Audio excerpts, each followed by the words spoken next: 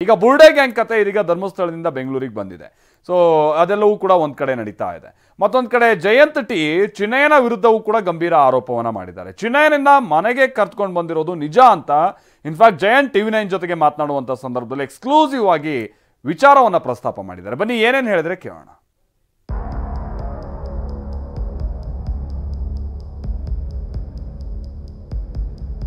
TV9ನಲ್ಲಿ ಧರ್ಮಸ್ಥಳ ಕೇಸ್ನ ಸ್ಫೋಟಕ ಆಡಿಯೋ. 4 ತಿಂಗಳ ಹಿಂದೆ ಹೌದು, ನಾನು ಕರ್ಕೊಂಡು ಬಂದ್ರು. ಹೌದು, ಜಯಂತಿ ಮನೆಯಲ್ಲೇ 3 ದಿನ ಚಿನ್ನಯ್ಯ ವಾಸ್ತವ್ಯ. ಅವ್ರನ್ನು ಬಂದಿದ್ದ ವಕೀಲ ಹತ್ರ ಹೋಗಿ ಅವನಿಗೆ ಇರ್ಲಿಕ್ಕೆ ಜಾಗ ಕೊಟ್ಟೆ. ಕರ್ಕೊಂಡು ಬಂದರೆ ಇರ್ಲಿಕ್ಕೆ ಜಾಗ ಕೊಟ್ಟಿದ್ದೀನಿ. ಬುರುಡೆ ಸಮೇತ ನವದೆಹಲಿಗೆ 4 ಮಂದಿ ಭೇಟಿ. ದಿಲ್ಲಿಗೆ ಒಂದು ಭೀಮಾ ಅಂತ ಹೇಳಿ, ಭೀಮಾ, ಸುಜಾತ, ನಾನು, ಗಿರೀಶ್ ಮಠನವರು.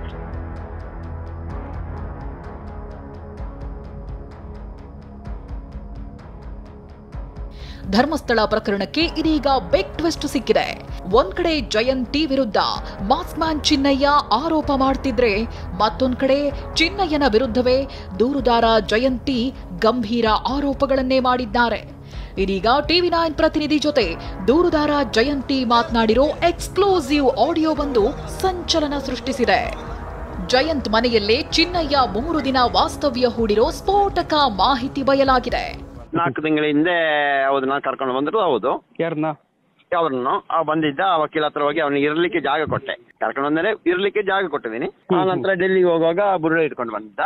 ಅದು ನನ್ನ ತಪ್ಪು. ನನಗೆ ಇಷ್ಟೊಂದು ದೊಡ್ಡ ವಿಷಯ ಅಂತ ಗೊತ್ತಿರಲಿಲ್ಲ. ಅವತ್ತಿಂದ ನಾನು ಅವ್ರಿಗೆ ಒಟ್ಟಿದ್ದೆ. ಅಂದ್ರೆ ಜಾಸ್ತಿ ಏನಿಲ್ಲ, ಮತ್ತೆ ಜಾಸ್ತಿ ವಿಷಯ ಅವನಿಗೆ ಮಾತಾಡ್ಲಿಕ್ಕೆ ಆಗ್ತಾ ಇರಲ್ಲ. ಏನು ವಕೀಲ ಆಯ್ತು ಅವನಾಯ್ತು. ನಾನು ಕರ್ಕೊಂಡು ಹೋಗೋದು, ಕರ್ಕೊಂಡು ಗಾಡಿ ಆಟೋ ಬುಕ್ ಮಾಡೋದು, ಅದ್ರಲ್ಲಿ ಹೋಗೋದು, ಕರ್ಕೊಂಡು ಹೋಗಿ ಕರ್ಕೊಂಡು ಬೈಕಲ್ಲೂ ಹೋಗಿ ಆಗ್ತಾ ಇರಲಿಲ್ಲ.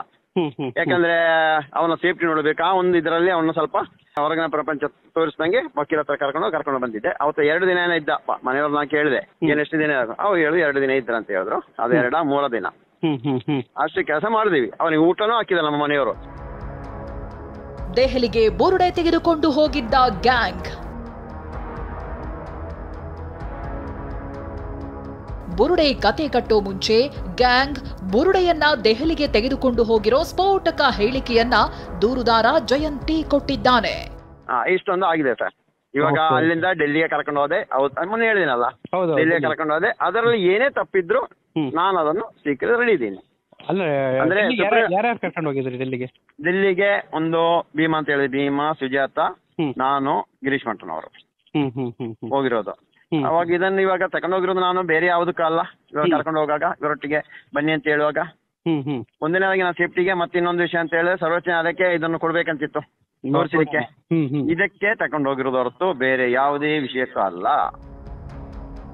ಚಿನ್ನಯ್ಯನೇ ಬುರುಡೆ ತಂದಿರೋದು ಎಂದ ಜಯಂತ್ ಟಿ. ಬಟ್ ಅಲ್ಲಿ ಮತ್ತೆ ಯಾರಿಗೂ ಸಿಗ್ಲಿಲ್ವ ಅಲ್ಲಿ ಡೆಲ್ಲಿಲಿ? ಇಲ್ಲ, ಡೆಲ್ಲಿಯಲ್ಲಿ ಯಾರಿಗೂ ಕೇಳಿಲ್ಲ. ಅಲ್ಲಿ ಅವ್ರದ್ದು ರಾಮ ಮಂದಿರ ಇತ್ತು, ಅಲ್ಲಿ ಇಟ್ಟಿದೀವಿ. ತಿರ್ಗಾ ಕಾರಲ್ಲಿ ಹೋದೆ, ಸರ್ವೋಚ್ಚ ನ್ಯಾಯಾಲಯ ಒಳಗೆ ನಾನು ಹೋದೆ. ಒಳಗೆ ಹೋಗಿಲ್ಲ, ಗೇಟಿಂದ ಈ ಕಡೆ ಕಾರಲ್ಲಿ ಹೋಗಿದ್ರಾ? ಕಾರಲ್ಲಿ, ಬಾಡಿಗೆ ಕಾರಲ್ಲಿ ಮಾಡಿ ಹೋಗ್ಬಿಟ್ಟು ಅಲ್ಲಿಂದ ತಿರ್ಗಾ ಓಕೆ ಅಂತ ಹೇಳಿ ತಿರ್ಗಾ ಬಂದೆ. ತಿರ್ಗಾ ತಂದು ಅದೇ ತರನೇ ಮಹೇಶನ ಮನೆಗೆ ಇಟ್ಟೆ. ನಂದು ಕೆಲಸ ಇಷ್ಟು ಮಾಡಿದೀನಿ. ಮತ್ತೆ ಅಲ್ಲಿಂದ ಕಾರ್ಡಿನ ತಂದಿರೋದು, ಮೆಡಿಕಲ್ ತಂದಿರೋದು, ಅಲ್ಲ ಲ್ಯಾಬ್ ಇಂದ ತಂದಿರೋದು, ಇದು ಯಾವುದು ಇಲ್ಲ. ಬುರುಡೆ ತಂದಿದ್ದೆ ಯಾರು ಫಸ್ಟ್? ಅದು ಅವನೇ ತಗೊಂಡ್ ಬಂದಿದ್ದ. ಅವನೇ ತಂದ. ಅದನ್ನೇ ಹೇಳಿದ್ರಲ್ಲ ನಿನ್ನೆ, ಗಿರೀಶನ್ನ ಹೇಳಿದ್ರಲ್ಲ, ಆ ಟೈಮಿಂಗ್ಸ್ ಮ್ಯಾಚ್ ಮಾಡಿ ಅಂತ. ಗಿರೀಶನ್ನ ಮತ್ತೆ ಇವರು ಇಬ್ಬರು ಅಲ್ಲೇ ನೇತೃತ್ವ ಎಲ್ಲೋ ಅಂತ ಗೊತ್ತಿಲ್ಲ, ಅಲ್ಲಿ ನನ್ನ ಟವರ್ ಲೊಕೇಶನ್ ಮ್ಯಾಚ್ ಮಾಡಿ ಅಂತ ಹೇಳಿದ್ದಾರೆ. ಯಾವ ಡೇಟು ಏನಂತ ಎಲ್ಲ ನೋಡಿ ಅವ್ರು ತಂದು ಕೊಟ್ಟರು ಹೌದಂತ ಅವ್ರು ಒಪ್ಕೊಂಡಿದಾರಲ್ಲ. ಈಗ ಅವ್ನ ಅಲ್ಲಿ ತಮಿಳ್ನಾಡಿಂದ ತಂದ ಅಂತ ಹೇಳ್ತಾರೆ, ನಿಜಾನ? ಅದು ಹಿಂಗೆ? ಇಲ್ಲ ಸರ್, ಮಣ್ಣು ಟೆಸ್ಟ್ ಮಾಡ್ಬೋದಲ್ಲ ಸರ್ ಅದರಲ್ಲಿ.